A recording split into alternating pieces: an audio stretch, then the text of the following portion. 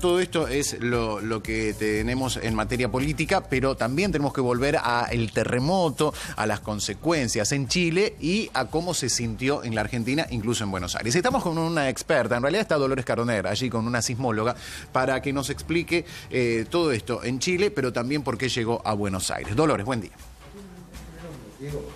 Buen día, Daniel. Estamos con María Ruocco. Ella es la jefa de Sismología del Instituto Antártico Argentino. Quizás muchos no lo saben, pero en nuestra base antártica hay 6 bases sismográficas que van monitoreando todo lo que sucede debajo de la tierra en todo el mundo, porque cuando en la escala de Richter un terremoto supera los 6 grados, ya en la Antártida se siente. Miren lo que hacen los movimientos de la Tierra.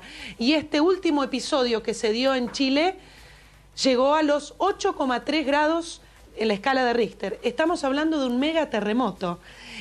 ¿Cuáles son las características de este terremoto y por qué ha sido tan grande? Claro, lo que ocurre es que la placa de Nazca, que es la placa del Océano Pacífico, hace una subducción debajo de la placa sudamericana y eso es lo que hace que se produzca el terremoto. Entonces, en la medida en que esta placa se va ubicando por debajo de la placa sudamericana, todo el tiempo hay una acomodación de ellas, de las mismas, y por lo tanto se produce el terremoto. Y vemos que el centro del terremoto se da en una latitud similar a la de Buenos Aires. Claro, al estar prácticamente a la misma latitud que Buenos Aires, se transmite directamente a través de la placa sudamericana el efecto de este movimiento sísmico y entonces por eso es que se sintió tan claramente en Buenos Aires.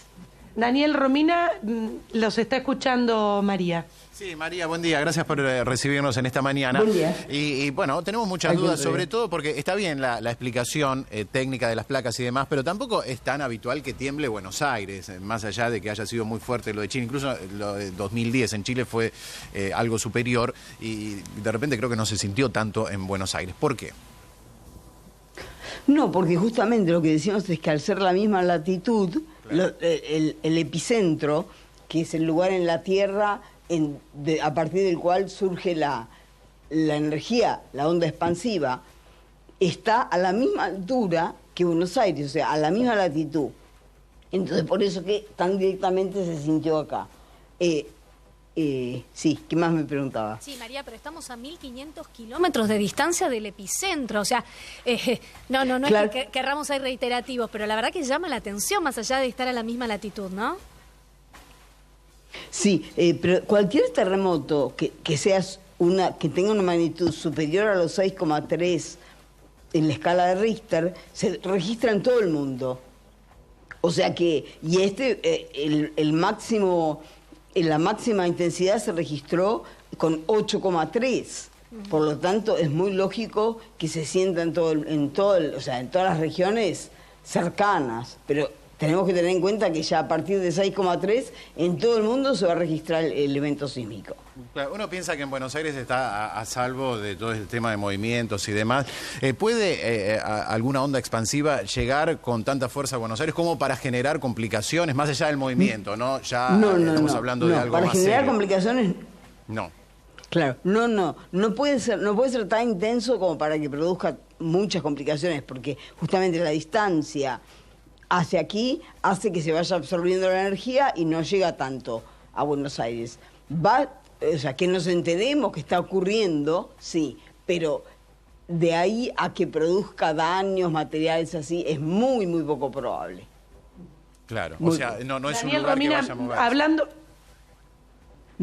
Hablando fuera de cámara con María, nos comentaba eso, que en lo que es en la lotería sísmica, Argentina tuvo bastante suerte, ¿no? Claro, tuvimos bastante suerte porque el nuestro es un margen pasivo, porque la placa de Nazca va subduciendo debajo de la sudamericana y ahí sí que es un margen activo, pero es como si nuestro continente sudamericano es arrastrado hacia el Pacífico. Pero en ese arrastre no nos afecta tanto el movimiento o la acomodación de las placas. Claro, ¿y cómo actúa la cordillera en todo esto? ¿Atenúa o no tiene injerencia? Porque lo que está temblando no tiene... No, justamente la cordillera, digamos, se forma por esta subducción que hay. Se formó por eso, pero vamos a tener que seguir todo el tiempo, cada vez que haya una acomodación. Debido a la tensión, cada vez que haya una acomodación de las placas, se va a producir un sismo y lo vamos a sentir. Claro. Sobre todo, el problema en Chile es que están sobre el punto neurálgico, digamos. Claro. Y el pico de este movimiento sísmico no se dio. El primer temblor fue poco antes de las 8 de la noche, pero el más fuerte no fue en ese horario. Claro, el más fuerte ocurrió cerca de las 11 de la noche, que fue de 8,3. En cambio, el que creíamos que era el más fuerte, que fue de 7,8, ocurrió unos minutos antes de las 8 de la noche. Doctora, ¿por qué cuando se produce en este caso un terremoto de 8.3 en la escala de Richter y hay otros de menor intensidad que provocan más daño, por qué se produce esa variación a mayor intensidad pero menos daño, como por ejemplo pasó en esta ocasión en Chile? Claro, porque todo depende de en qué lugar se ubique el epicentro, que es la proyección desde el hipocentro hasta la superficie de el punto a partir del cual se expande la onda expansiva, para la redundancia, del movimiento sísmico. Depende de qué es lo que hay ahí, si hay edificios, si no hay nada, si hay agua, bueno, puede ocurrir que se forme un tsunami. O sea, todo depende de cuál es el contexto alrededor del epicentro. ¿Y a partir de qué magnitud comienza a ser un terremoto complicado? ¿Qué número es el que ustedes dicen? Podemos decir... Atención.